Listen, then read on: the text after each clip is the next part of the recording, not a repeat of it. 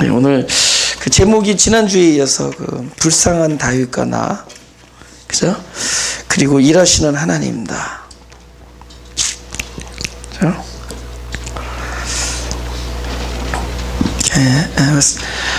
사무엘상 22장 1절부터 2절까지.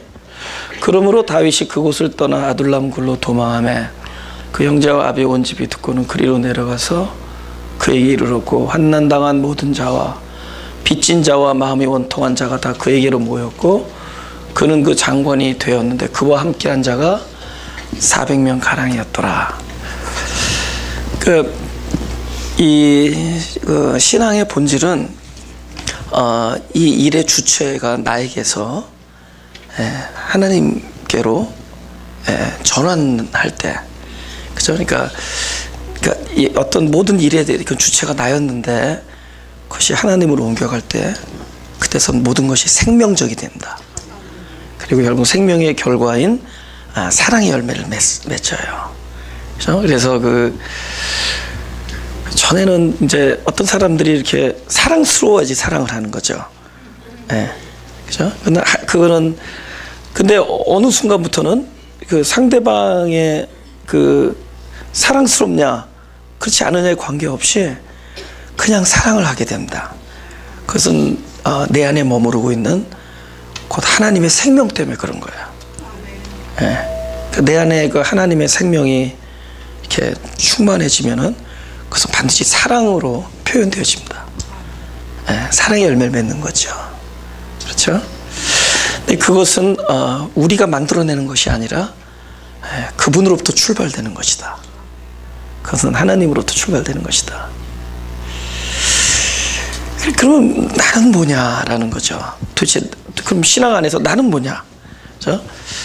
나는 끊임없이 내가 누구냐라는 것, 내가 어떤 존재냐라는 것, 나의 드러난 것들, 나의 정직한 모습, 내가 꾸며지지 않은 나의 본체, 본질, 이런 것들이 드러낼 때마다 그것이 하나님 앞에서 드러나므로, 그것은 내가 이것을 어떻게 수습하거나 이것을 변화를 가한다거나 하는 것이 아니라 우리는 드러나고, 그것은 반드시 하나님이 찾아오는 장소가 된다.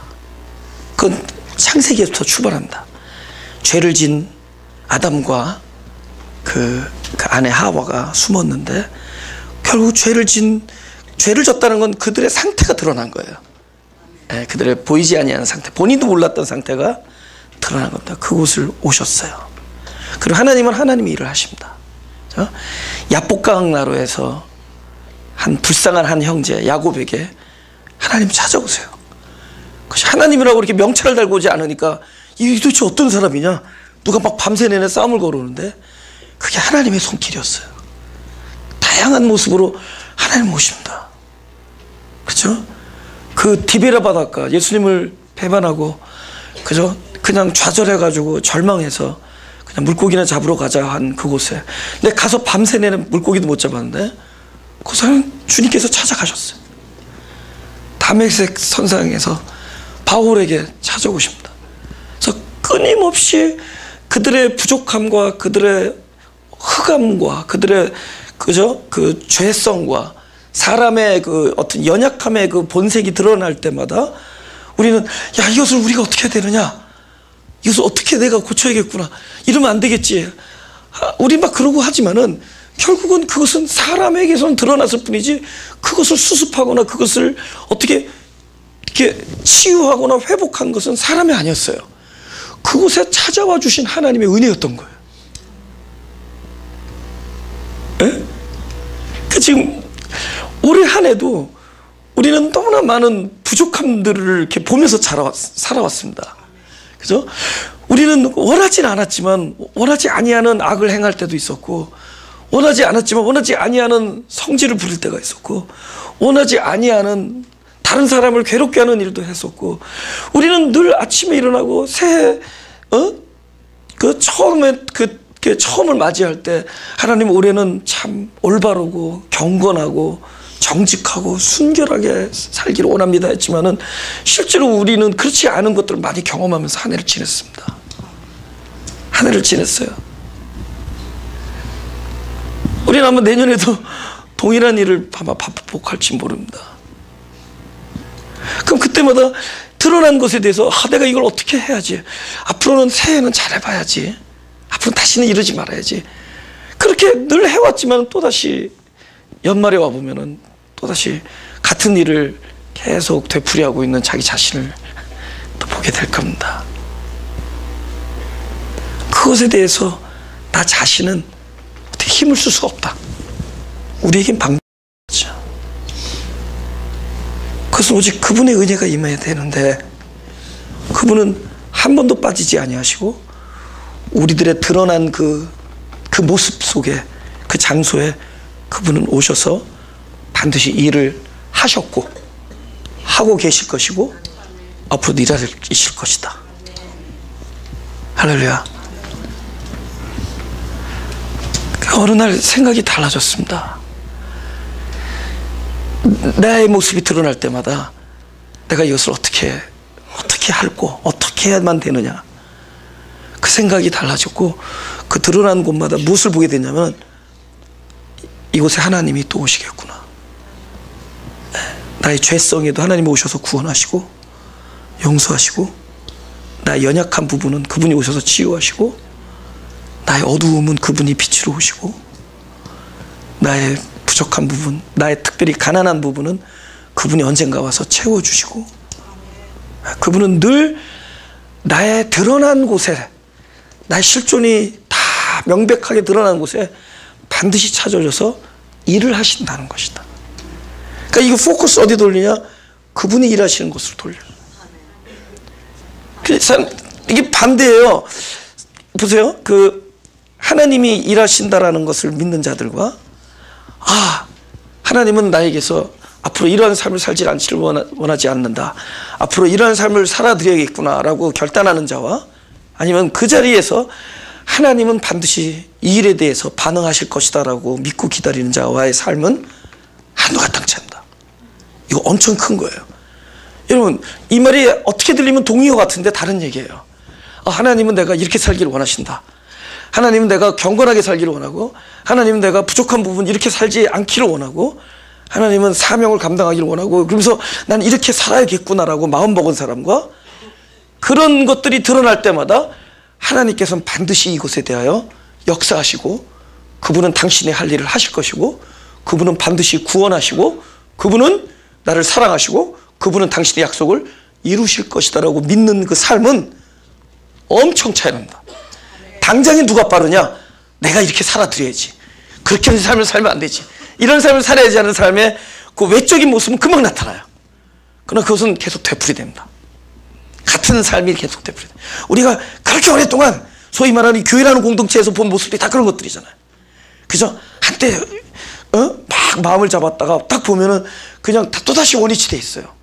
결국 우리의 입은 남을 정죄하는 입과 판단하는 입과 불평하는 입으로 결국은 엔드업, 그걸로 끝나버리고, 참으로 우리 안에서 하늘나라의 소망과 평강과 안식과 평화와 진리 안에서의 자유가 그만큼 우리의 입을 통해서 나오느냐? 그렇지 않았다는 거예요. 그것은 우리가 잘못한 게 아니라 우리가 어떤 딱 거기서 나를 잘 살려고 했던 결과가 그렇게 되는 거예요. 그 누구도 나도 입에서 나쁜 사람, 다른 사람을 욕하고 다른 사람 판단하고 미워하고 그러지 않고 갈등하지 않고, 나는 모든 사람과 화목하고 평화하기를 원하는데도 불구하고 도대체 어떻게 살았길래 결과적으로는 그렇게 된다는 겁니다. 왜 그러냐? 그것은 끊임없이 이 삶에 대해서 책임을 자기한테 전가하고, 이걸 내가 수습해야겠다라고 생각하고, 그 모든 것의 주체를 아직 자기에 대해 놔두기 때문이라는 거죠. 근데 그냥 우리의 드러난 모습 안에서 우리는 무엇을 바라보느냐? 하나님은 이것에 대해서 반드시 일하신다. 이것이 당장에는 아무런 변화가 없는 것 같지만 결국은 그분만이 그 일을 이루실 수 있기 때문에 우리는 믿음 안에서 사는 것이고 은혜를 소망하면서 사는 삶이지, 우리가 그것을 수습하고 우리가 해결하고 결단하고 나가는 삶이 아니라는 거예요. 하나는 믿음이고 하나는 율법입니다. 엄청난 차이가 나요. 하나는 정죄를 낳고 심판을 낳고, 하나는 생명을 낳고 사랑의 열매를 맺습니다. 기다리는 거라는 거예요. 뭐 이런 얘기 들으면 오케이, 나는 날마다 드러내자. 나는 날마다 죄를 드러내고 즐겁다. 죄가 들어 하하하 그럽니까? 아니라는 거예요. 우리는 똑같은 삶을 그냥 살아나가는데 하나는 믿음이냐. 그래서 믿음 안에서 소망이 있고 기다림이 있고 결국은 평강과 사랑의 열매를 맺는데 하나는 무엇이냐? 자꾸 끊임없이 내가 일을 하려니까 절망과 괴로움과 두려움과 막 이런 것들 근심에 쌓이다가 나중에 그것을 누구에게 전가느냐? 눈앞에 보이는 다른 연약한 자들을 판단하고 그들을 불평하게 돼 있습니다. 종교가 낳는 열매, 복음과 생명이 낳는 열매가 이렇게 달라져요. 그죠? 보세요. 시편 1편 1절 2절 제가 읽겠습니다. 복이 있는 사람은 악인의 꾀를 쫓지 아니하며 죄인의 길에 서지 아니하며 오만한 자의 자리에 앉지 아니하고 오직 여호와 율법을 즐거워하여 그 율법을 주야로 묵상하는 자로다. 지금 본인을 복 있는 사람으로 본 겁니다. 근데 본인이 복 있는 사람인데 주로 서술한 게 뭐였냐? 본인이 걸어왔던 흔적을 서술해요. 본인이 걸어왔던 흔적을 서술해요. 그죠? 이건 다른 사람에게 가르치려고 하는 얘기 아니라 본인의 삶을 쭉 보니까 악인의 자리에 있었고 오만한 자의 자리에 있었고 악인의 꾀를 쫓았고 죄인의 길에 서서 있었다는 거죠. 그러니까 자기 삶 안에서 그 어둠의 흔적을 보는 거예요. 내가 이렇게 살았구나. 근데 그 안에서 무엇을 받느냐? 그 어둠의 흔적, 상처, 죄 이런 것이 드러나는 흔적을 볼 때 그럼에도 불구하고 떠나지 아니하시고 하나님께서 반드시 그것에 대하여 악함에 대하여 죄인의 길에 대하여 오만한 자에 앉았던 나에 대하여 하나님께서 일을 하셨기 때문에 지금 이 자리에 있다라는 거예요. 할렐루야. 그러니까 나는 계속 그 일을 해왔는데 그분이 일을 하신 거예요. 그러니까 예를 들면 내가 지금 겸손해졌다. 이거는 무엇을 토대로 출발하느냐? 나의 오만함과 교만함의 그 기억과 그 나의 그런 흔적이 있다는 거죠. 나는 오만했다. 근데 그 오만함의 흔적이 무엇이 되느냐? 그것은 바로 나로서는 오만하고 교만했지만 그것은 하나님이 찾아와서 일을 하셔서 나를 회복시키시고 돌이켜서 나로 겸손하게 만든 하나님의 열매가 있는 흔적이 된다. 그러니까 나의 교만의 기억이 이제는 하나님의 나에게 주신 상, 곧 겸손의 열매를 생각나게 해주는 거예요. 그러니까 지금 내가 남을 용납한다는 것은 내가 남을 용납하지 못했던 나의 흔적의 그 자리가 토대가 되는 겁니다. 그분은 그곳에 오셔서 일을 하신 거예요. 내가 교만했었지만은 그 교만은 하나님께서 나를 겸손케 한 바로 그 지점이 되는 거예요. 여러분, 정말 저 설교 들으니까 나는 왕창 교만하자 그렇게 갑니까? 이거 우리가 진지하게, 그죠? 진지하게 자기 삶을 돌이키고 정직하게 내놓는 거예요. 정직하게. 네. 정직하게. 그러니까 우리는 왜 끊임없이 옷을 입으면서 가리면서 살아야 되는 거냐는 거죠. 저는 굉장히 정직하게 드러내는 겁니다. 저와 여러분의 삶에 살아왔던 모습이라든가, 그럼 내가 부족한 부분에 대해서 우리 끊임없이 이것을 내가 주체가 돼서 앞으로 이것을 어떻게 해야 되나, 이러면 안 되나, 하나님은 이걸 원치 않는다 그러면서 끊임없이 우리는 막 노력을 해왔어요. 뭐 이런 방법도 써보고 또 저런 방법도 써보고. 근데 참 신앙의 본질은 그런 것들이 아니라는 거예요. 그러니까 그냥 어둡기만 해. 그것을 끊임없이 자기를 그걸 뭐 한다 그러죠. 자기를 고통을 금욕. 자기를 금욕하죠. 금욕해가면서. 참 어떻게 보면 뭐 놀라운 일입니다. 자기를 금욕하면서 자기의 욕심을 끊임없이 제하고, 그저 그것을 통제하고 그것을 더 이상 드러내지 않도록 노력해가면서 막, 그래서 그냥 겉보기에는 다 정결하고 거룩하고 죄가 없어요. 그러나 정작 생명이 가져다주는 그것이 안 남아있어요. 금욕주의자들이 거룩하고 정결하고 죄가 없고 정직한데 뭐가 없냐? 결국 그 안에 하나님의 살아온 흔적이 없어.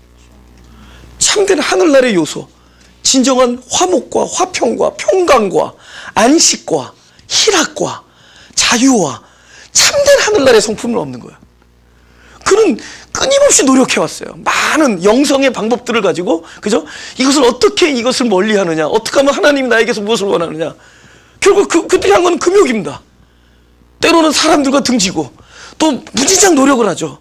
골방에 들어가서 오랜 시간 동안을, 여러분, 오랜 시간 골방에 있으면 죄질 시간이 없잖아요. 그죠? 마음으로 죄지. 마음으로. 그렇게 안 하고 있는 사람, 정지하죠. 그죠? 그렇게 안 하고 있는 사람 우습게 보죠. 끊임없이 그것을 본인 앞에서, 본인 안에서 찾아왔단 말이에요. 본인 안에서 찾아왔단 말이에요. 그 나중에 아무것도 열매가 없어. 저 사람은 거룩하다. 칭찬을 있겠죠. 저 사람은 정결하다. 저 사람은 좀 영적이다. 저 사람은 나오는 단어가 하늘나라의 단어만 나온다. 근데 하늘나라 단어 나오는데 열매가 없으면 어떡할 거예요? 여러분, 제가 홈디포 가서 씨를 뿌렸는데 아무것도 안 나면 괜히 씨는 비싸게 사가지고 그 안에 내용이 없는 거야. 내용이 없는 거야.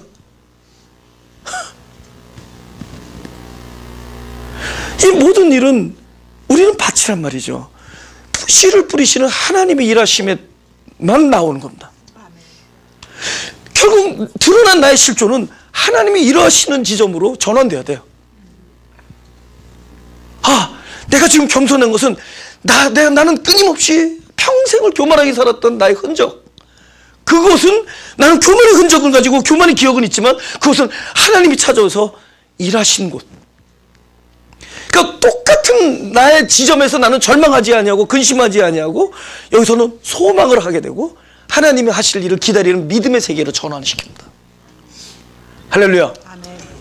다윗도 그랬고 다 그랬다는 거죠. 다윗이 자기는 그렇게 했지만은 복 있는 사람이라는 거예요. 왜냐하면 자기 오만한 자의 자리에 앉았을 때와 악인의 꾀를 쫓았을 때와 죄인의 길에 섰을 때 하나님께서는 자기를 떠나지 아니하시고 일하셨다는 거죠. 그래서 우리는 뭐라고 얘기하죠? 내가 이 땅을 떠날 때 뭐라고 했어요? 복 있는 사람은 하면서 자기가 살아왔던 흔적을 얘기할 거예요. 그러지 아니하고 결국은 자기를 총체적으로 부정하는 얘기. 내 부정의 토대 위에 그분은 반드시 오셔서 하나님의 일하신, 그분이 일하신 것이에요. 제가 오늘 아침에 이제 어떤 땐 전도사랑 같이 오는데 오늘은 이제 혼자 운전하는데 3분의 2를 제가 눈물이 나는 거예요. 왜냐면 뭐 옆머리에서는 또 이런 설교 제목을 해서 그런지 몰라도 끊임없이 나의, 그러니까 잘했던 거, 뭐 감사한 거를 알기 전에 내가 부족한 것들만 계속 생각이 나는 거야. 내가 잘못했던 거, 부족했던 거, 뭐 후회스러운 것, 이런 것들 막 떠오르는데, 근데 옛날 같으면 목회 못하겠다, 이래가지고 되겠냐, 이럴 거 아니에요, 그죠? 내가 옛날에는 그런 생각하고 딱 쓰면 어떻게 된 줄 아세요? 너나 잘해라, 이렇게 들려요, 여러분의 표정이. 그런데 이제는 똑같은 것도 막 눈물이 나는 게 왜 가냐면 진짜 그 노래가 생각나. 오직 주의 은혜다. 야, 은혜다. 이곳은 하나님이 일하셨고 하나님은 앞으로도 일하실 것이고, 하나님은 그랬잖아. 야곱이 그랬잖아. 네가 어디를 가든지야. 그러니까 네가 바른 길을 선택하든지 잘못된 길을 선택하든지 난 너를 떠나지 아니하고 너와 함께 있으며 너를. 그러니까 그 은혜는 곧 야곱의 실존으로 떠안고 살아가는 우리들에게 하나님께서 약속하신 거예요. 올해 한 해도 나는 야곱의 삶을 살았지만 그분은 그 약속을 이루어주셨구나. 나를 떠나지 아니하시고, 그리고 그 일을 이루기까지 함께 하신다. 그 일을 이루기까지, 당신의 언약을 이루고 나를 이스라엘로 조성하는 날까지. 그 신분적 이스라엘이지만은 나의 삶과 경험에서는 아직 이스라엘이 아닐 수 있잖아요. 신분적 이스라엘이지만 실제로 나의 삶의 모양에서는 아직 야곱을 경험하고 살아가는, 야곱을 끌어안고 살아가는 우리들에게 하나님은 그 일을 만들어준단 말이야. 신분과 경험이 들어맞는 삶까지 계속 우리를 성화시켜 나가는 거죠. 올해도 하나님이 내 인생에 찾아오셔서 너무나 바쁘시게 일하셨구나. 나는 효자구나. 하나님을 건강하게 해드렸으니까. 나는 하나님을 끊임없이 일하게 만드는 효자. 난 눈물이 나더라고요. 막 감사해서. 저 같으면 이런 모습들은 나를 좌절케 하고 나로 진짜 어떤 사역의 현장을 떠나게 하는데, 아니 이것은 끊임없이 오히려 그렇기 때문에 내 안에서 꾸며지지 않은 기쁨과 꾸며지지 아니하는 자유가 이 안에 막 뭉쳐지는 거야. 아멘. 할렐루야. 예.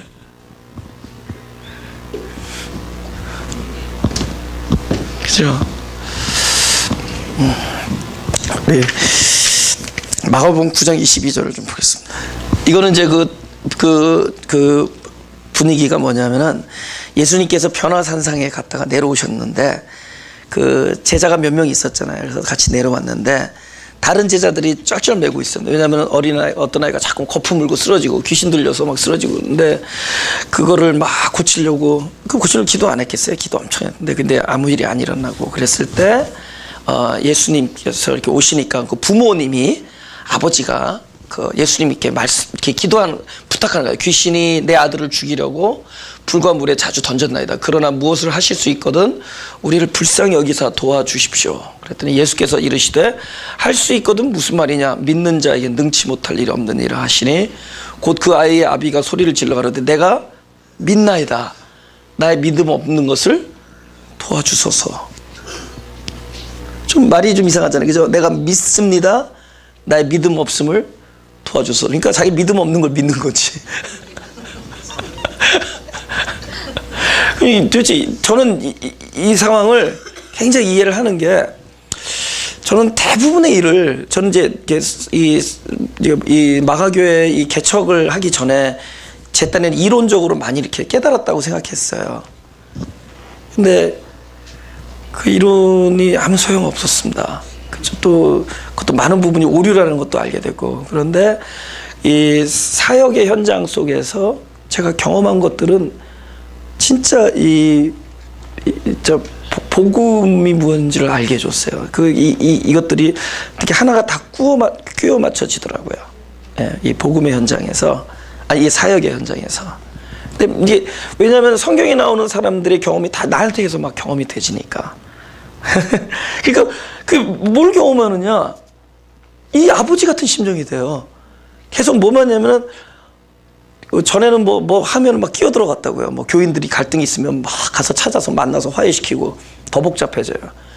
그쵸? 둘이서 싸우면 2차 방정식에 내가 끼면 3차 방정식이 되는 거야. 그러니까 그죠? 근데 이제는 뭐 아주 복잡하잖아요. 그죠? 예, 너무나 서로 다른 사람들 간의 갈등. 근데 점점 사역을 하면 할수록 뭘 깨닫게 되느냐? 나는 진짜 내 안에는 어떤 능력이 없다라는 걸 이제 깨닫게 해줘요.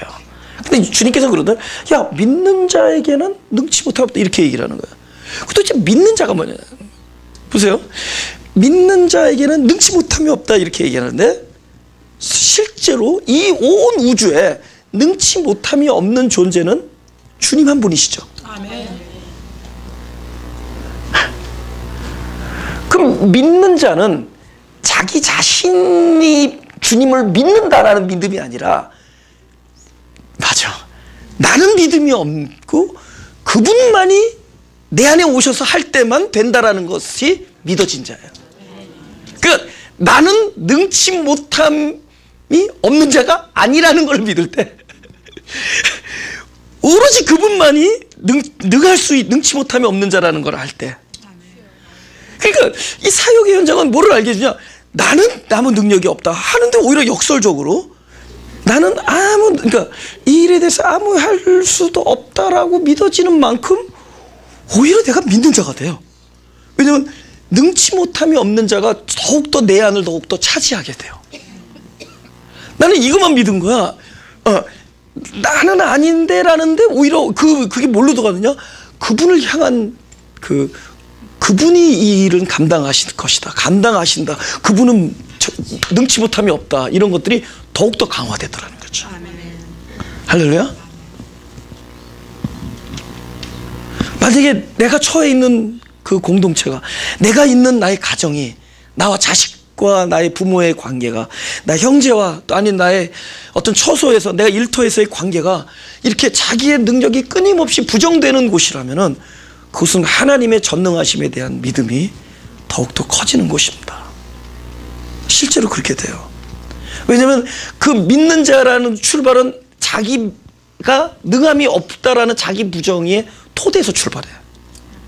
그러니까 이것은 나로 하여금 나를 부정할 수밖에 없는 곳일 것이고, 근데 그러면 그럴수록 그분에게는 능치 못함이 없다라는 것이 훨씬 더 강해지고, 그럴 때 오히려 역사하세요.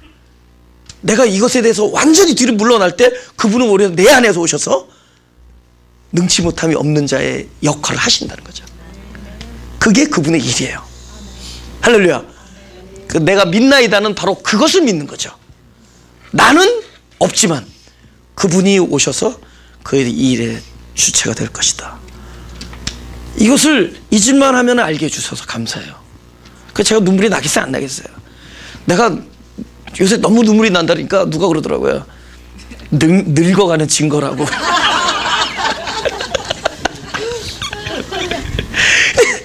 그 모든 게 너무 감사해요, 진짜. 그죠? 어쩌면 토탈리, 그죠?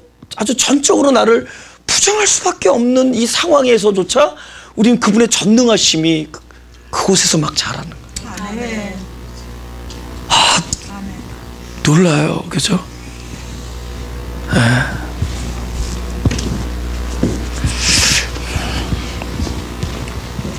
제가 이렇게 길게 걸어오는 것은 웨이스트 타임이 아닌 거 알죠? 여러분 깊이 생각할 시간을 드리는 겁니다.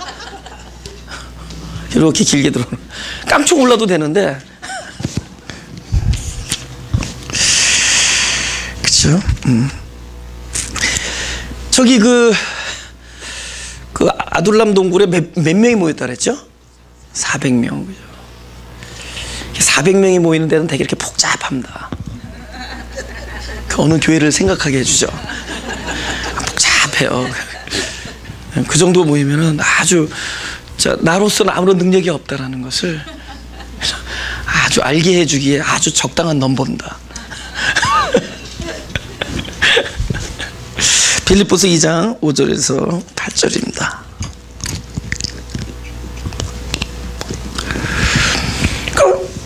하나님께서 그 일을 그렇게 하세요. 하나님께서 이렇게 상황을, 그죠? 어떻게 그렇게 일을 하신다는 거예요.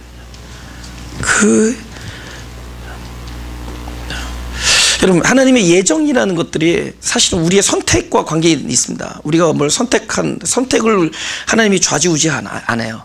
근데 우리가 선택을 하는데 선택에 대해서 하나님이 전지하다라는 거죠. 그래서 우리의 잘못됐건 잘했건 우리의 선택에 대해서 하나님이 미리 아시기 때문에 그분께서는 그곳에 대해서 당신이 일을 하시잖아요. 그 나중에 보니까, 우리 입장에서 보니까, 시간을 평면으로 보니까, 아, 이건 예정이구나, 이렇게 되는 거죠. 아, 이건 예정이구나. 그러니까 우리는 끊임없이 선택에 대한 도전을 받는 거예요. 우리가 선택을 하는데 그것에 대해서 하나님은 또 하나님의 일하심이 있어요. 그러니까 우리 입장에서는 우리는 시간 안에가 있으니까, 시간 안에서 보니까 하나님 모든 일을 예정하셨구나. 그러나 그 예정도 나의 선택에 결국은 함께 있다라는 거죠. 제가 왜 그런 말씀 드리냐면은, 우리가 지금 내가 있는 곳이 어느 곳이라면은 그것은 내 선택으로 왔습니다. 그러나 그곳에서는 하나님의 예정하심이 또 있다라는 거예요. 아멘. 그럼 나는 선택했지만 하나님의 예정하심에는 어떤 의도가 있겠어요? 하나님의 역사, 언약을 성취하시고 우리를 성화하고 우리 안에서 하나님이 하시는 일을 드러내는 예정하심이 있다라는 거예요. 아멘.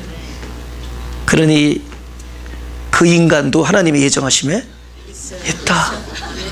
나의 선택함도 있지만 하나님의 예정하심이 함께 맞물려서 결국은 그분이 이 주의봉을 잡았을 때 결국은 열매를 맺습니다. 그러니까 더욱더 자유해지는 거예요. 그죠? 하나님, 내 인생에서 이 인간 자리만 좀 지워주십시오. 그죠? 그건 하나님의 역사를 송두리째 거부하는 거라는 거죠. 그분의 그 경륜과 그분의 그 섭리와 이것을. 제가 읽겠습니다. 빌립보서 2장 5절에서 8절. 너희 안에 이 마음을 품으라.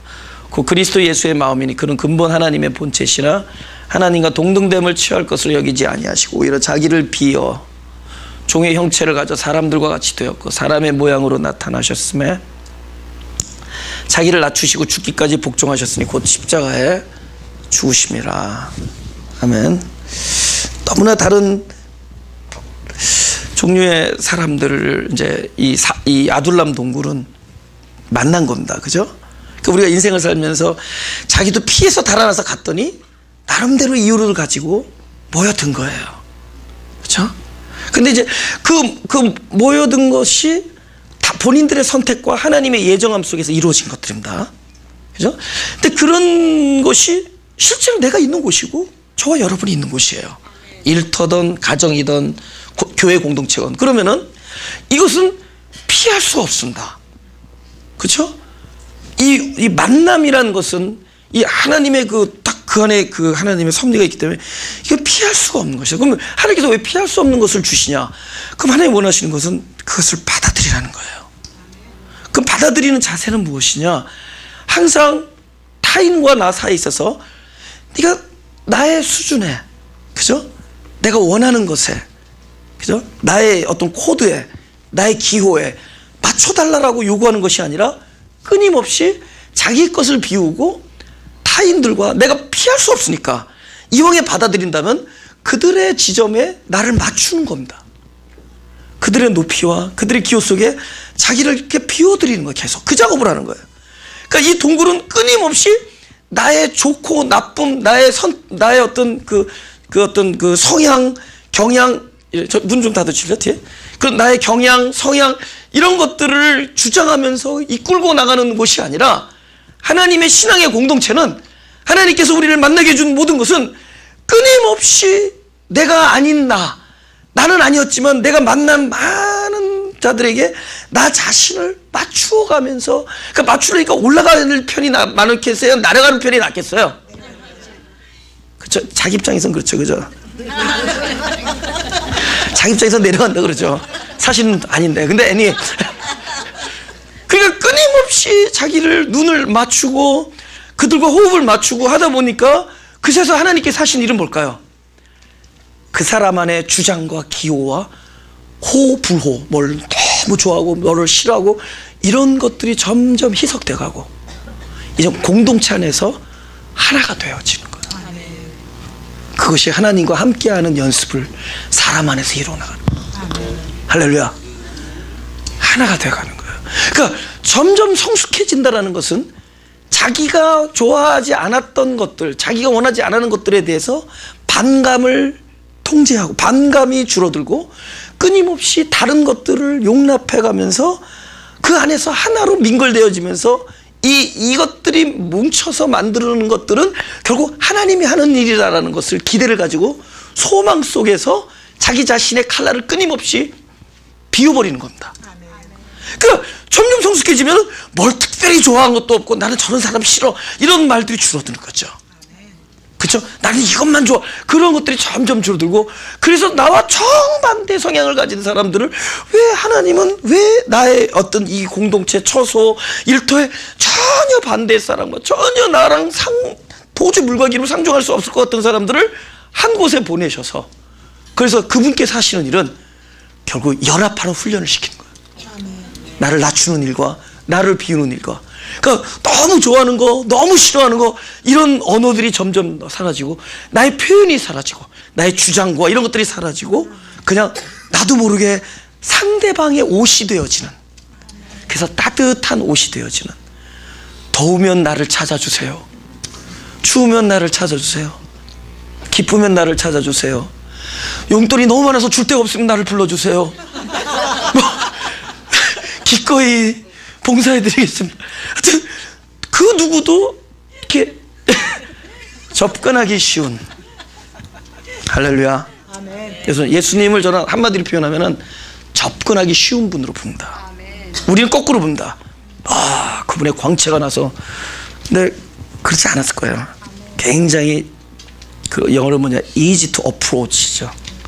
접근하기 쉬운. 왜냐면은 그 예수님 주변에 있던 사람들 봐요. 사회에서 완전히 소외된 사람들, 자기 자신을 어디다 명함을 낼 수 없는 사람들, 이런 사람들이 그분을 편하게 따라다녔습니다. 그렇죠? 한없이 낮추면 넓어져요. 더 선택의 폭이 많아지고 상대방이 나를 취하는 일들이 더 많아집니다. 쉬운 사람, 할렐루야. 저분은 접근하기 어려운 사람이에요. 뭐 범접하기가 힘든 이런 것이 영적인 것이 아니라, 과연 영적인 것은 여러분 9, 8, 7, 6, 5, 4, 3, 2, 1 0가 되는 거예요. 0.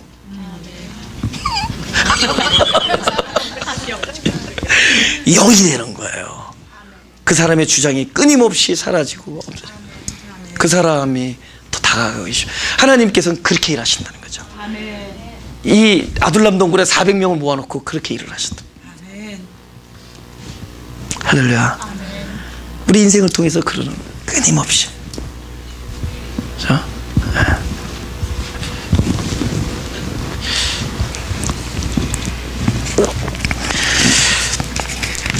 나는 뭐 만두는 싫어, 뭐 난 떡만 좋아 그랬는데 어느 날 떡만두를 먹고 있는 거예요. 나는 만두만 먹을래, 난 떡 싫어, 근데 떡만두를 먹고 있어 나같이. 창세기 3장 6절을 보겠습니다. 요즘에는 이제 그 많은 다양한 사람들 속에서 미처 발견하지 못했던 자기의 약한 부분을 또 발견하게 해줍니다. 미처 몰랐던, 그러니까 하나님께서는 일을 하시는 거예요. 그래서 그거를 상대방을 지적하고 가르치라고 하는 것이 아니라 자기를 돌아보게 만듭니다. 아, 나에게 이런 부분이 있었구나. 나도 이 한 인간이구나. 미처 몰랐던 자기를, 보이지 않는 자기를 보게 해주는. 옆에 사람들은 거울입니다. 거울. 네, 그래서 창세기 30장 6절에 여자가 그 나무를 본즉 먹음직도 하고 보암직도 하고 지혜롭게 할 만큼 탐스럽기도 한 나무인지라 여자가 그 실과를 따먹고 자기와 함께 남편에게도 주매 그도 먹은지라. 잠깐만요.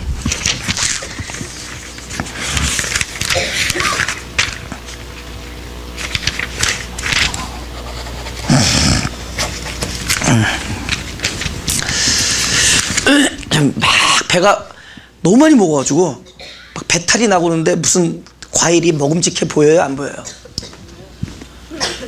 그럼 내가 무엇을 본다라는 것은, 사물을 본다라는 것은 사물의 실체를 보는 게 아니라 보이지 않는 자신의 상태를 보는 겁니다. 무슨지 알죠? 여러분이 다 왔는데 전도사님 너무 참 너무 좋으시다. 어쩜 저렇게 표정이 좋으실까? 이건 여러분 지금 기분이 끝내주는 상태를 얘기하는 겁니다. 근데 뭔가 그냥 와이프한테 그냥 소리 꽉 지르고 하고 그냥 팍, 근데 갑자기 안녕하세요. 근데 아유 철랑대기는 이런. 그건 뭐예요? 여러분의 상태가 아주 꼬여있는 상태를. 똑같은 일인데 모습에서 이렇게 달라질 수가 있어요. 에? 저분 어떻게 저렇게 밝고 저렇게 참 좋을 수가 있어. 이건 뭐야? 자기 상태가 좋은 거야. 그러니까 내가 지금 그 무엇인가를 바라본다라는 것은 그 사물의 실체를 본다보기보다는 사실 보이지 않는 자기 상태를, 그것을 통해서 투영되는 거야. 그죠? 보이지 않는 자기 상태를 보는 거예요.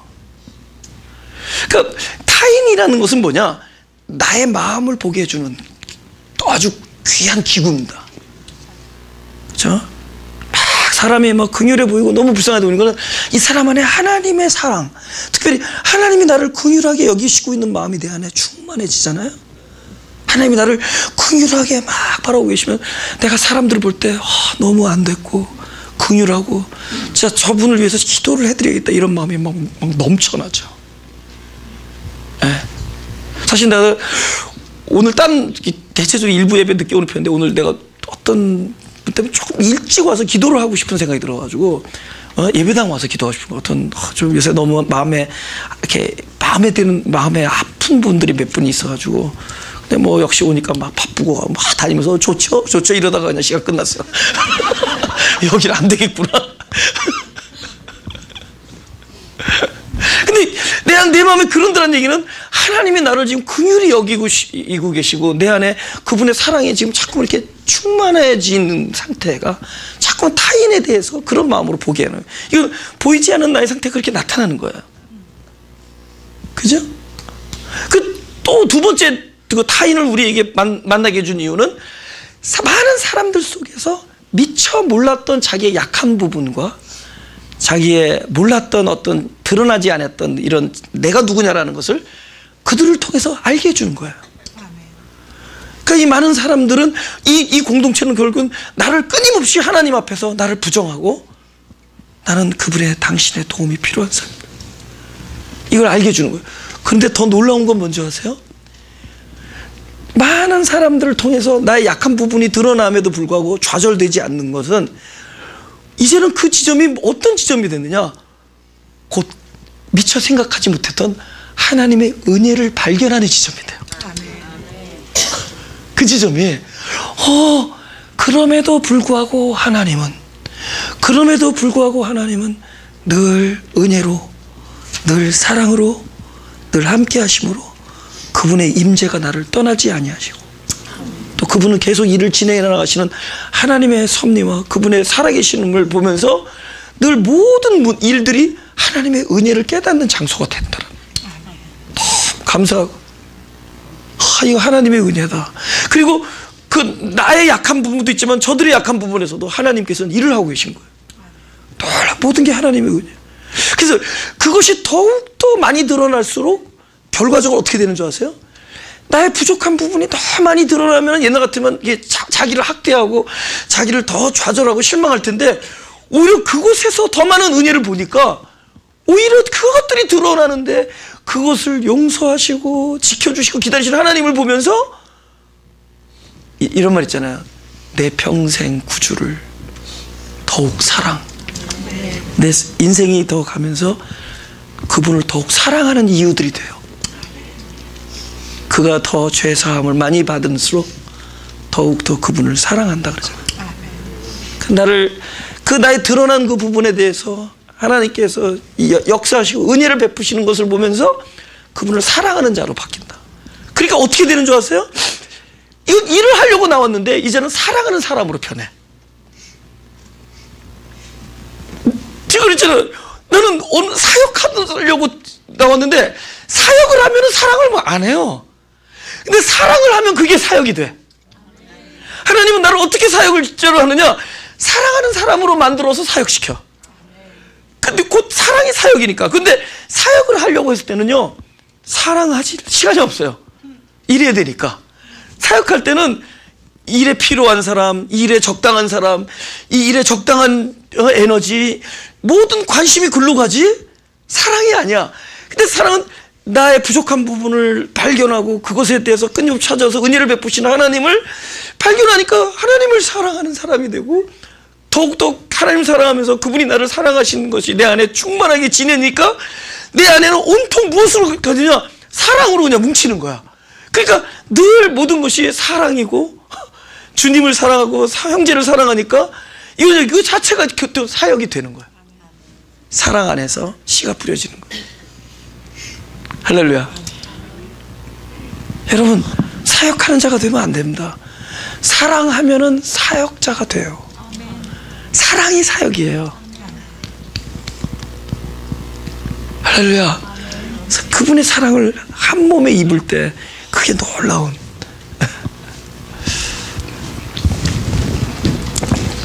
고린도전서 4장 15절, 이 마지막 부분인데요. 한번 다 같이 읽어볼까요? 시작. 그리스도 안에서 1만 스승이 있을 때 아비는 많지 아니하니 그리스도 예수 안에서 복음으로써 내가 너희를 낳았음이라.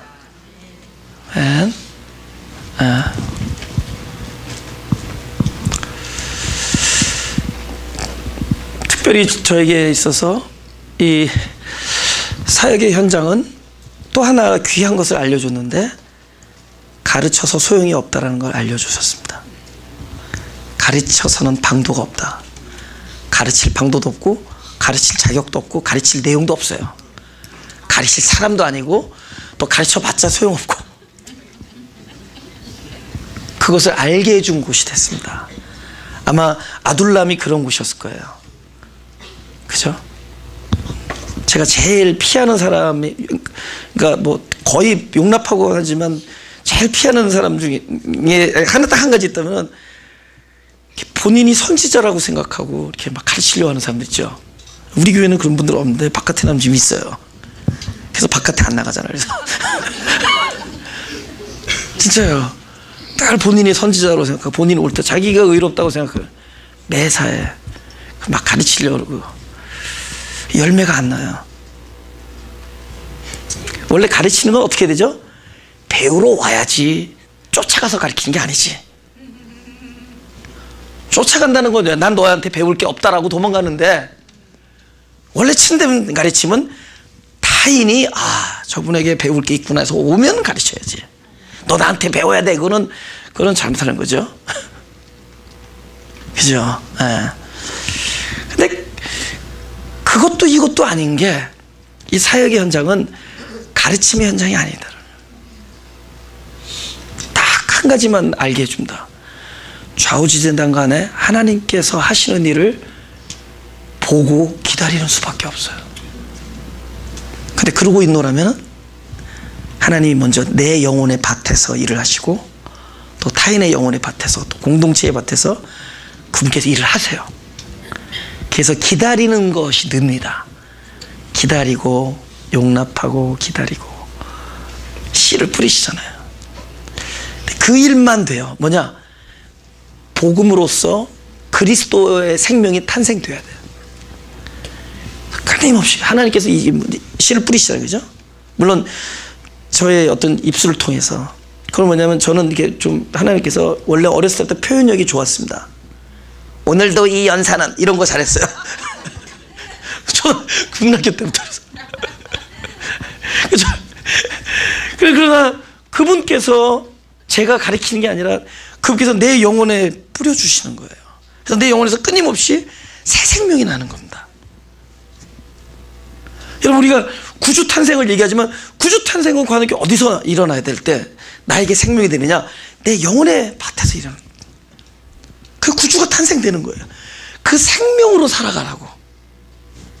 그분이 끊임없이 복음으로써 낳는 것 외에는 방법이 없다. 그죠? 우리 잔디밭에 잡초가 있는데, 야, 너는 왜 잡초가 잔디에 들어갔니? 제발 좀 잔디가 되라. 노, 잡초는 잡초예요. 그것을 그냥 확 뿌려가지고 잡초가 죽은 그곳에 잔디 씨앗이 뿌려지면은 그 잔디가 계속 자라나서 그 밭은 잔디밭이 되는 거예요. 그래서 너 왜 잔디밭에 네 잡초가 있니? 너 이제 제발 좀 잔디처럼 살아라. 아무리 노력하고 금식을 해도 잡초는 잡초죠. 그 잡초가 죽은 곳에 잔디의 씨앗이 뿌려져야 돼요. 그럼 잔디가 일어나요. 그럼 그게 막 일어나는 거예요. 그게. 그럴 때 결국은 새 생명이 계속 말씀으로 태어날 때 참된 평화가 사람들 사이에서 일어나. 아까 말한 그 400명이는 서로 너무너무 다르고 다양하고 나와 함께 할 수 없는 사람들, 평소 때는 절대로 이 사람들과 같이 놀 것 같지도 않고 대화를 섞고 싶지 아니한 사람들을 한 동굴 안에 모아놨어요. 그걸 하나님께서 역사하신 거예요. 그걸 통해서 용납하고 기다리고 오로지 하나님의 언약의 입에서 나오는 말씀만을 계속 받으면서 기다리다 보니까 그 우리가 그렇게 원했던 그 연합과 화목과 화평과 희락과 안식이 거기서 이루어지는 거예요. 사람의 갈등의 문제는 너 틀렸고 넌 이렇게 해야 되고 이렇게 가르쳐서 되는 문제가 아니다. 여러분, 제가 어떤 사람이 잘못했어요. 그 기다렸다가 할 말이 없을 때를 기다리고 유구무원할 때까지 기다렸다가 이제는 땡이다 그래서 딱 가가지고 당신 잘못했죠? 이제는 내 말 알아들었죠? 그랬더니 뭐라는 줄 알아요? 뭐라고 얘기하면 기억 안 나냐? 이게 적반하장이구나. 그걸 느꼈어. 더 길길이 날뛰는 거예요. 그러면 당신은 어떻고 이렇게 나오면 어떡할 거야? 그 사람은 뭘 가르쳐서 되는 게 아니야. 뭘 틀렸고 이거는 오히려 더 많은 갈등과 더 많은 상처와 더 많은 아픔을 우리 몰고 가는 거예요. 더 많은 분열과. 근데 끊임없이 영혼의 밭에 기다리면서 복음의 씨앗이 뿌려지고 우리 그리스도가 탄생되는 거야. 우리 안에서. 그럴 때마다 땅에서는 평화요, 지극히 높은 곳에서는 영광이다. 하나님의 영광은 땅에서의 평화를 수반하고 우리 안에서의 화목과 그런 것들은 우리가 이뤄내는 것이 아니라 그분의 아기 예수, 소위 말씀으로 인해서 우리 생명의 밭에 그리스도가 계속 탄생되어질 때 평화가 일어나는 겁니다. 그래서 이걸 읽고 마치겠습니다. 누가복음 2장 11절에서 제가 읽겠습니다. 오늘날 다윗의 동네에 너희를 위하여 구주가 나셨으니 곧 그리스도 주시니라. 너희가 가서 강보에 쌓여 구유에 누인 아기를 보리니 이것이 너희에게 표적이니라 하더니 호련히 허다한 청군이 그 천사와 함께 있어 하나님을 찬송하여 가로되 14절 다 같이 시작. 지극히 높은 곳에서 하나님께 영광이요 땅에서는 기뻐하심을 입은 사람들 중에 평화로다니라. 이거 언제 일어나요? 그리스도가 우리 심령의 밭에서 우리 안에서 끊임없이 탄생될 때마다 참된 평화와 희락과 안식과 평강과 자유가 우리 안에서 이루어지고 그것이 곧 하나님 나라의 영광이 되는 일입니다. 내년도 똑같은 일을 당할지만 당할더라도 우리는 아직도 주의 은혜로, 오직 주의 은혜, 이 모든 것은 주님의 은혜만을 기다리며 그곳이 오히려 하나님이 일하시는 현장이 되기를 주의 이름으로 축원드립니다. 네, 조용히 기도하죠.